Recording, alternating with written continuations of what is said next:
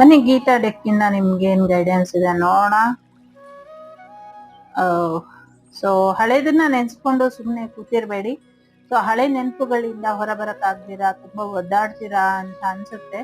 So ಸ್ವಲ್ಪ silent ಆಗಿ ಒಬ್ರೇ ಇರೋದು ಕಡಿಮೆ ಮಾಡ್ಕೊಳ್ಳಿ ಅನ್ನುವಂಥದ್ದು ಕೂಡ ಇದೆ.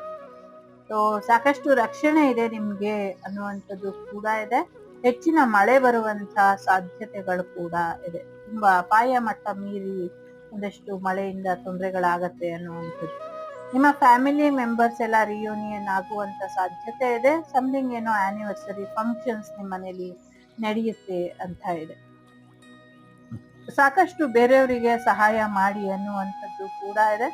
ನಿಮ್ಮ ಚಿಕಿತ್ಸೆಯ ಅಗತ್ಯ ಯಾರಿಗೋ ಬರುತ್ತೆ, ಮಾಡಿ ಅನ್ನುವಂಥದ್ದು ಇದೆ. ಸೊ